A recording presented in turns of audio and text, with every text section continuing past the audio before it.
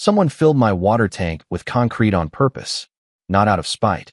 Well, maybe a little out of spite, but mostly because my new neighbor, Deborah Skinner, decided it didn't match the aesthetic of the community. The community she apparently runs from her front porch with a fake HOA title and a stack of forged letterheads she printed at the library.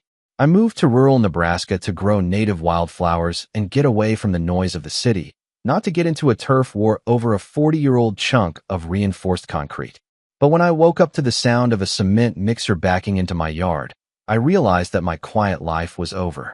Deborah had no idea what her little stunt was about to set in motion, and honestly, neither did I. My name is Wade Barnes, and 6 months ago, I thought I was making the smartest decision of my 35-year-old life. I'd spent a decade in Denver designing corporate landscaping, soulless strips of grass and ornamental trees that die in 3 years, and I was done. I saved every penny I could, quit my job, and bought my dream property, 10 acres of Nebraska farmland with a charming, if slightly drafty, 1960s farmhouse. The Miller family, who owned it before me, had passed away, and their kids just wanted to unload the asset. It was perfect. Mature oak trees, rolling hills, and silence. There was one feature I really loved, a massive concrete water tank near the back of the property. It was about the size of a small swimming pool and maybe 8 feet deep.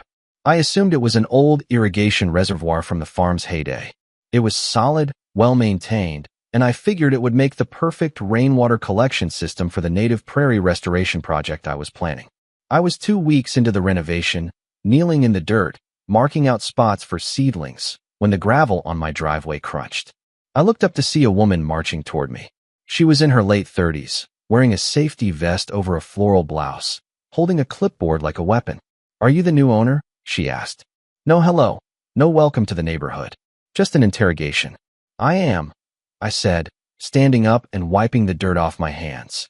"Wade Barnes. Nice to meet you." "I'm Deborah Skinner," she said, her eyes scanning my yard with blatant disapproval. "President of the Millbrook Rural Association. We need to discuss some serious concerns about your property."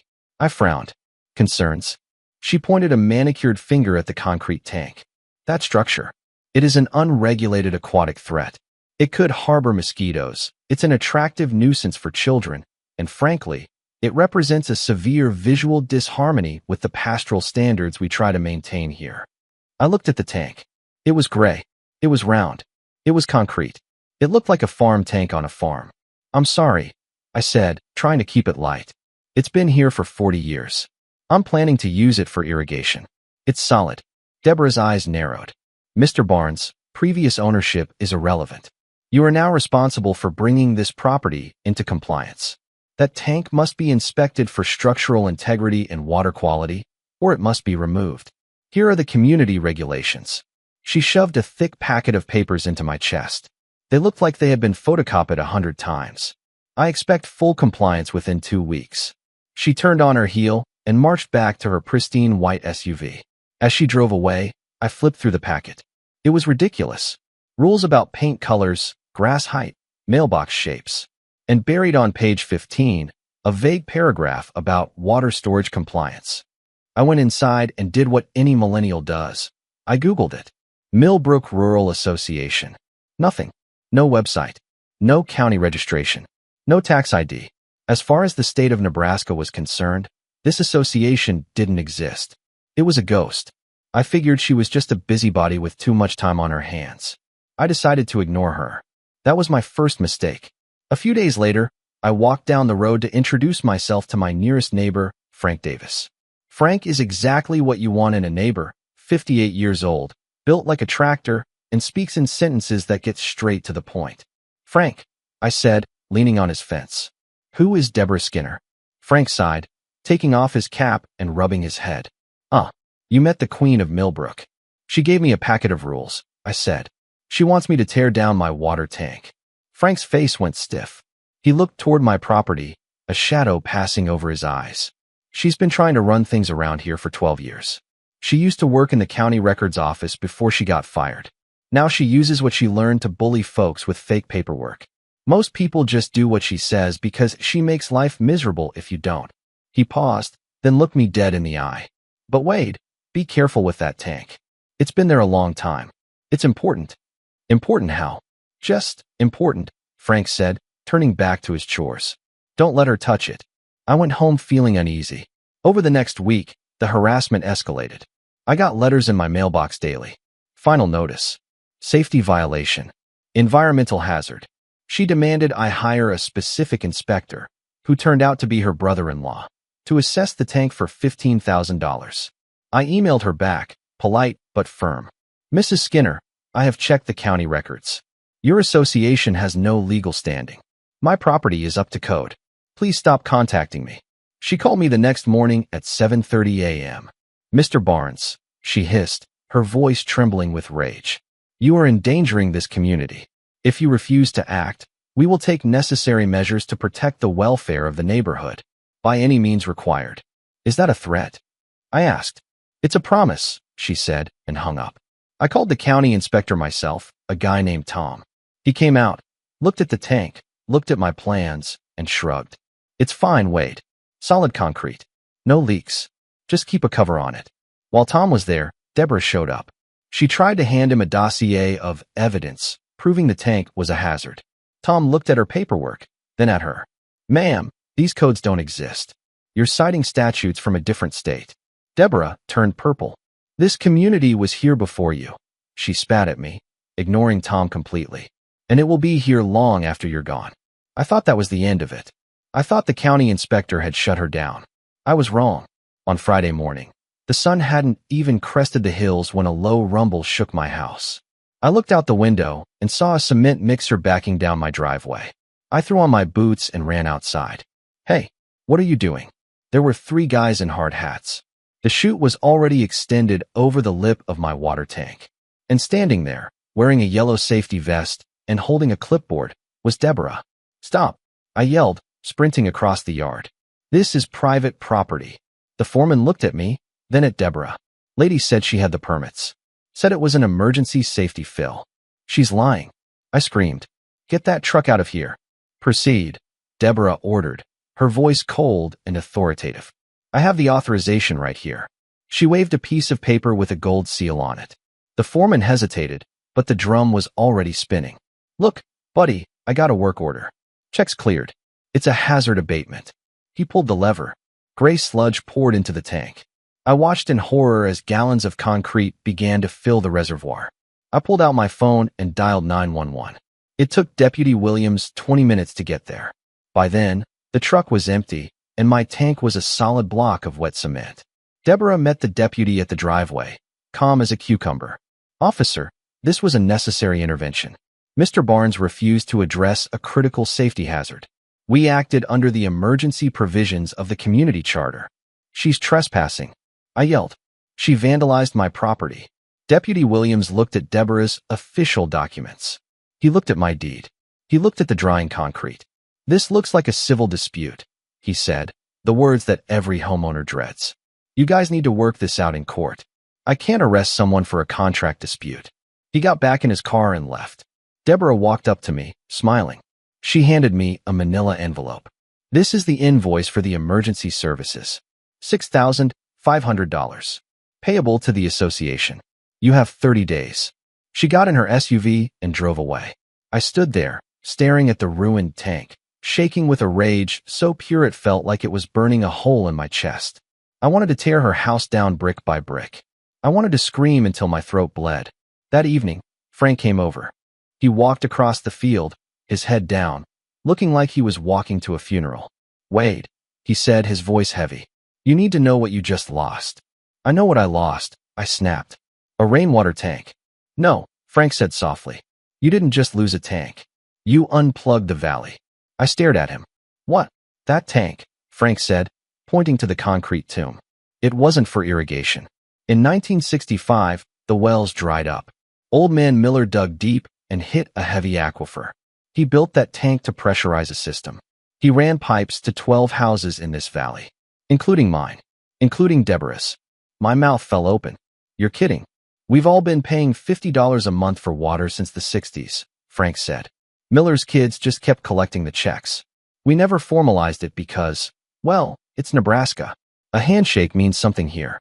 Wait, I said, the gears turning in my head. I've been getting those checks. I thought they were hay subsidies or coop dividends. I've been depositing them. You've been the water utility manager for 6 months, Frank said. And Deborah just filled the supply with concrete. Does she know? I asked. She has to, Frank said. She pays the bill. But Wade, think about it. Why would she destroy her own water source? Because she wants the land, I realized. She wants me gone. 3 years ago, Frank said, Deborah tried to buy this place. She wanted to build a wellness retreat. Spa, yoga, the works. The financing fell through. When you bought it, she snapped. She figures if she makes your life hell, you'll sell cheap. Then she can drill a new well and open her resort. She cut off her own water, I whispered, just to force me out. And not just hers, Frank said grimly. Everyone's. We have pressure tanks in our basements, but they'll run dry in 48 hours. People are going to wake up tomorrow with no water to drink, no water to bathe their kids. I looked at the tank. It wasn't just vandalism anymore. It was a siege. Frank, I said, we have to tell them. She's already ahead of you, Frank said, pulling out his phone. She's telling everyone you poisoned the water. She's saying you dumped chemicals in the tank, and she had to seal it to save the groundwater. She's painting herself as the hero. My phone started ringing. It was a number I didn't know. I answered. Is this Barnes? A voice shouted. You sick freak. My kids are drinking bottled water because of you. I ought to come over there and... I hung up. It rang again. Another neighbor. Threats. Anger. Fear. I looked at Frank. They think I did this. Fear beats facts when the tap runs dry, Frank said. I sat on my porch steps, head in my hands. I was the villain. I was the guy who poisoned the well. She had won. Wade, Frank said quietly. There's one thing she doesn't know. I looked up. I saw the truck coming this morning, Frank said. I was checking my fence line. I had a bad feeling, so I pulled out my phone. He tapped the screen and held it out to me. It was a video, grainy, taken from behind a tree line, but the audio was crystal clear. Deborah's voice, fill it to the rim.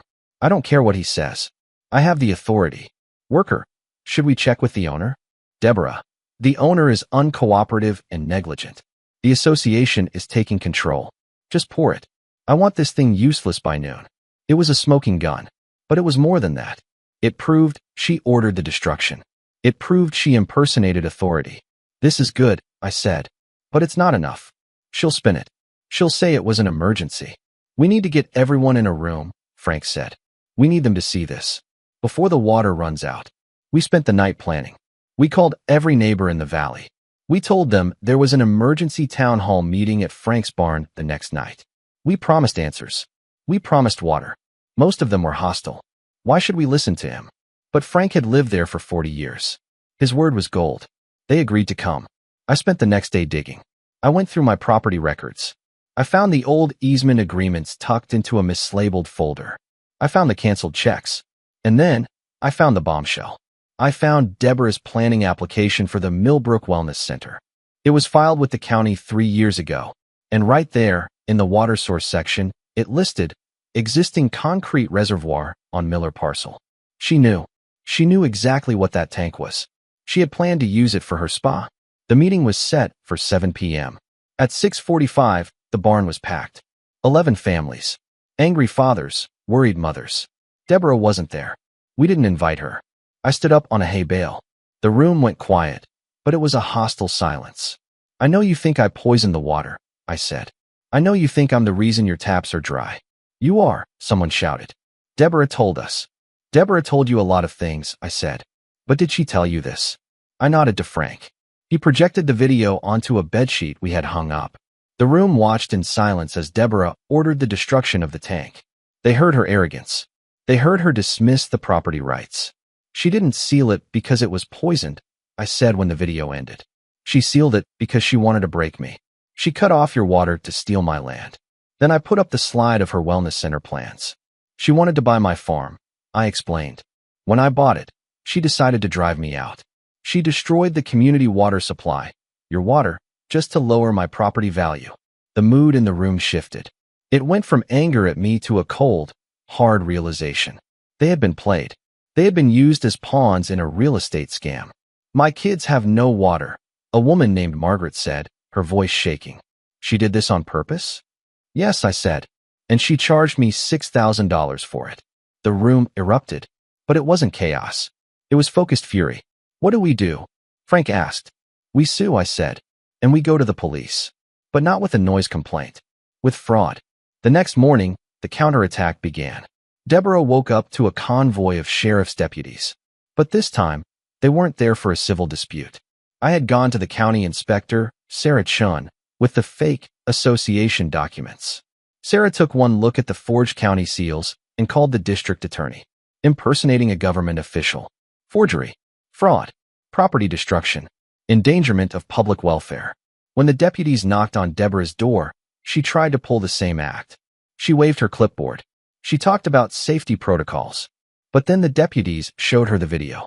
They showed her the affidavits from 11 families testifying that she had cut off their water supply. They arrested her in her driveway. She was screaming about her rights, about how we were all ungrateful, about how she was the only one holding the community together. The fallout was spectacular, because she had documented her own crimes so thoroughly, keeping copies of her fake letters, her invoices, her plans. The DA had a field day.